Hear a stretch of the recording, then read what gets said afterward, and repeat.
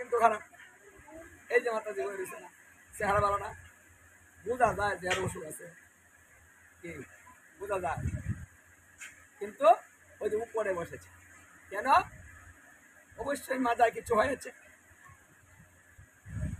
দেহ কিন্তু অসুস্থ, একাধারে কিচ্ছু করা যাবে না, বসে থাকা যাবে না, কারণ এই দেহটা বেঈমান। এই দেহটা কিন্তু আপনার সঙ্গে বেঈমানিটা করবে। সর্বপ্রথম আগে করে দেহ বেঈমানি। চিন্তা করে দেখুন, এই দেহকে আমরা কম ভালোবাসি, সবচাইতে দেহকে বেশি ভালোবাসি। যদি ভালো না বাসবো, এত দামি দামি সাবান ব্যবহার করি কেন? কোথায় ব্যবহার করি? দেহের মধ্যে না? এই দামি দামি স্নুপ পাউডার, হ্যাঁ, আইবুরু, মাস্কারা, আইলেলা, আরে কত নাম, হ্যাঁ, ব্যবহারটা কেন করি?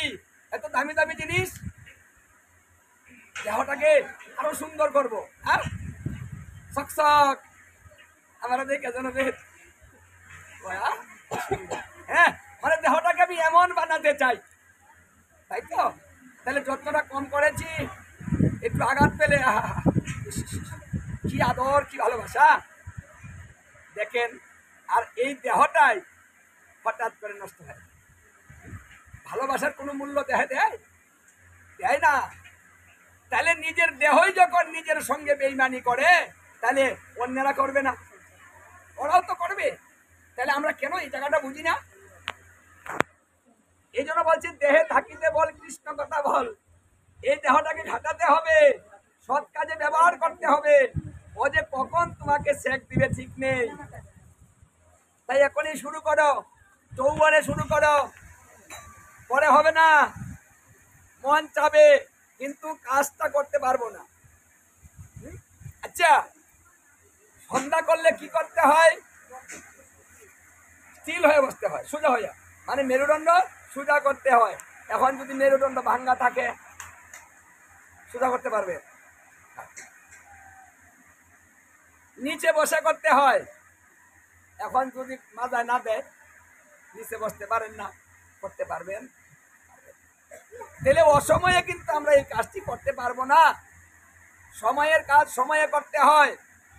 এই জন্য ধর্মের কাজ ছোট থাকতে 8 বছর বয়স থেকে ধর্ম শুরু করতে হয়। 8 বছর বয়স থেকে ব্রত শুরু করতে হয়। 8 বছর বয়স থেকে দীক্ষা নিতে হয়। 8 বছর বয়স থেকে সাধুগুরু বৈষ্ণবের সঙ্গ করতে হয়। 8 বছর বয়স থেকে গীতা ভাগবত অধ্যয়ন করতে হয়। 8 বছর বয়স থেকে আমাদের কর্মের বিচার করা হয়। এই যে মাথা হলে নয়, ধর্মের বয়স পরে নয়, এটাই হলো আগে। মানে 8 বছর বয়স থেকে ধর্মের সুসময়, তখন থেকে সন্তান মানুষ করবেন। বড় হলে আপনার কথা শুনবে না, কিন্তু ছোট থাকলে শুনবে। আমরা এখানে ভুল করি, ছোট থাকতে ধর্ম শিখাই না, আর বড় হলে ধর্মের কথা বলি, পরে তুমি চুপ করে থাকো, তুমি বুঝো না। আমারটা আমি ঠিক কথা করে নিব। কি কথা মানে সন্তানে? হ্যাঁ, কি গো বাবা, গুরুদেব আসছে, মন্ত্র লাও, চুপ করে থাকো তো, মন্ত্র দেরি আছে কি? ও বৌমা, বা আপনার ছেলে লয় না, আমি কি করবো? আমি তো কই, কি এরকম স্বামী আছে না? এই মায়েরা স্বামী পাও না এরকম? হ্যাঁ, করতে চায় না। ও যখন বক্তৃতা দেও দেও, চুপ কর, তুই তোরটা দিকে তুই করবে যা। কি এমন স্বামী আছে না? হ্যাঁ, করতে চায় না কেন? কারণ এটা মাতা পিতা ভুল করেছে। সেই ভুলের কেশারত কিন্তু আপনি দিচ্ছেন, কিন্তু ভুলটা কিন্তু শুরুতে হয়েছে। এই জন্য ভাগবতে বলেছে যে পিতার দোষে সন্তান মূর্খ হয়, জ্ঞানী হতে পারে না যদি পিতার কোনো দোষ থাকে।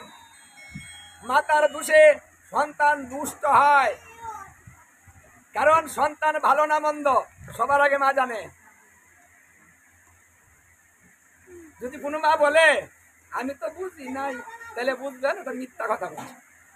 মা বুঝবে, ওরা জানবে, ঠিক, কারণ মায়ের নারের সঙ্গে এক নারে বাঁধা থাকে সন্তান। মা জানবে না? মা জানে, কিন্তু মা বলেন, চাপা দিয়ে রাখে। মা বলে কখন? যখন দেখে মা লুকিয়ে রাখতে পারে না, তখন বলে হুঞ্চ একটা কথা আমি আজকেই শুনলাম, মানে আগে শুনেছে কথা বলবেই না, নতুন করে বলবে, শুনো আজকেই শুনলাম, তাই তোমার কাছে বলতে হয়। শুনো, কারো কাছে বলো না, আবার স্বীকার করে এনে আগে তুমি তো আবার আহ করে দিবা। হ্যাঁ, ওটা মারা বলে।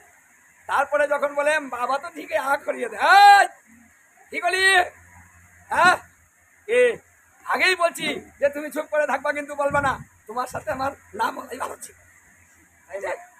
এটা কিন্তু মায়েরা বলে থাকে না, এই ভুলটা করবেন না। আপনি যখন জানবেন সঙ্গে সঙ্গে স্বামীর সাথে শেয়ার করবেন যে আমার এইটা ভালো মনে হচ্ছে, দেখবেন শুরু থেকে ব্যবস্থাটা ভালো হয়ে যাবে। বড় করতে দিবেন না, বড় করলে সেই বেদি কখনো ভালো হয় না। এটা ভাগবতেও বলছে, যদি কোনো রোগ বা কোনো বেদি শুরু থেকে ব্যবস্থা করা হয় তাহলে সেটা কোনোদিন বিপদগামী হয় না, মানে ক্যান্সারে পরিণত হয় না। আমাদের বেদি তো ক্যান্সারে চলে যায়, কখন? ক্যান্সার কি একদিনে হয়? হয় না, বহুদিনে ক্যান্সার হয়, কিন্তু আমরা বুঝাও বুঝি না, চলতে দেই, ডাক্তার দেখাই না, ব্যবস্থা নেই না, আস্তে আস্তে একেবারে বড় হয়, তখন চিকিৎসা শুরু করি, রুগীও মারা যায়, অর্থ শেষ হয়ে যায়, কষ্ট বাড়ে। তদ্রূপ সন্তান মানুষ করা যদি আপনি ভুল করেন, সেই ভুলের মাসুল সারা জীবন দিতে হবে। এই জন্য পিতামাতার সচেতন হতে হবে, ছোট থেকে সন্তান ধর্মের পথে থেকে মানুষ করতে হবে যদি শান্তি চান। কারণ একটা সন্তান যদি আপনার অবাধ্য হয়, তাহলে আপনি কিন্তু সারা জীবনের জ্বালা যন্ত্রণা, যাকে নিয়ে স্বপ্ন দেখতেন সব শুনে শুন, এই শঙ্কর, এই চল দে, এই যা, একটু একটু একটু গীতা একটু পর যা, এইভাবে তখন তো আপনাকে ভয় পায়, একটু হলেও করবে। আস্তে আস্তে যে সুন্দর সুব্যবস্থা এবার হয়েছে, সেই ব্যবস্থার মধ্যে থাকি, আমরা সুখের সংসার হবে, আনন্দে মন ভরে যাবে, সংসারটা সুখময় হয়ে যাবে, সংসার মধুময় হবে।